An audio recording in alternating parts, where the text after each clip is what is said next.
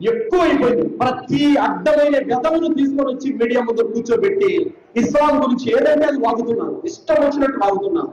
ఖురాన్లో అంట హిందువులందరినీ చంపేయమని ఖురాన్లో ఉందంట. దీనికి సమాధానం ఇచ్చి నేను నా ప్రసంగాన్ని ముగిస్తాను. హిందువులందరినీ చంపమని ఖురాన్లో ఉందా? సూరే తౌబాలో 5వ వాక్యం చూపిస్తారు. ఈ నిషిద్ధ మాసాలు గడిచిపోయిన తర్వాత ముష్రికులను ఎక్కడ కనబడితే అక్కడ చంపండి, నిర్బంధించండి అనే మాట ఉంది.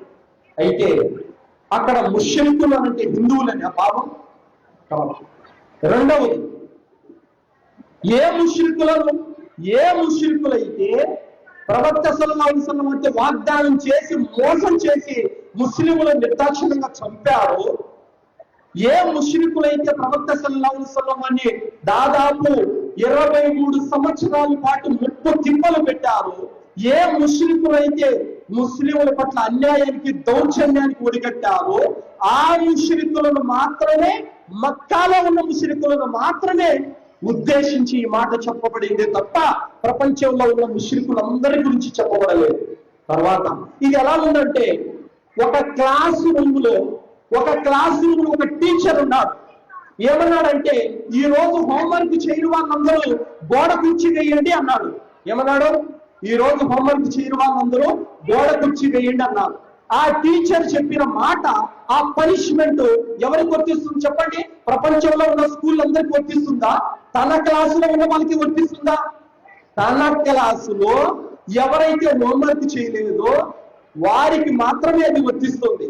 అలాగే ప్రవక్త బ్రతికున్నప్పుడు ఎవరైతే ప్రవక్తను మోసం చేశారో, ఎవరైతే ముస్లింల పట్ల అక్రమాలకు దౌర్జన్యాలకు దిగి ముస్లింలను నిర్దాక్షిణ్యంగా చంపారో అలాంటి దౌర్జన్య పనులైన ముస్లింల గురించే అక్కడ చెప్పబడింది.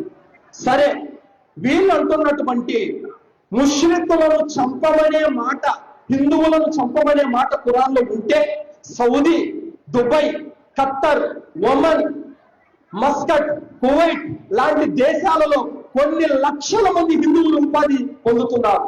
మరి ఏ ఒక్క అరబ్ అయినా హిందువులను చంపుతున్నాడా అండి? చంపుతున్నాడా? లేదు. సురక్షితంగా వెళ్ళి లక్షల డబ్బులు సంపాదించుకొని ఇండియాకు వస్తున్నారు భద్రంగా. ఇక్కడ ఈ రోజు భూములు కొంటున్నారు, ఇల్లులు కట్టుకుంటున్నారు, ఆస్తులు సంపాదించుకున్నారు అరబ్ దేశాలకు వెళ్ళిపోయి. మరి ఏ అరబ్ అయినా సరే హిందువులంతా ముష్రికులని చంపుతున్నారా? కనీసం మాట్లాడే వారికి బుర్రైన ఉండాలి కదా. కడుపుగా అన్నం తిని మాట్లాడుతున్నారా, గడ్డి తిని మాట్లాడుతున్నారా? ఉండాలి కదా కనీసం. ఎవరిని ఏం పట్టుకొని ఏం మాట్లాడుతున్నారు?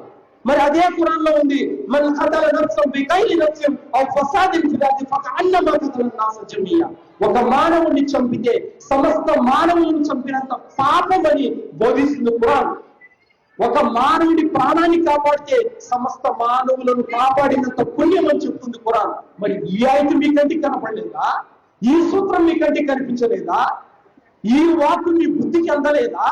అంటే ఏదో ఒక విధంగా ఇస్లాం మీద బురద చల్లాలి, ఏదో ఒక విధంగా ముస్లింల మీద బురద చల్లాలి. ఇది అక్కసు.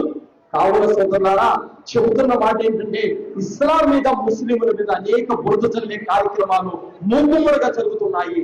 దానికి సమాధానం చెప్పే జ్ఞానం మనము ముస్లింల మీద తప్పనిసరి ఉంది. ఆ జ్ఞానం మనకు ఉండాలి. కావున చెప్తున్నా.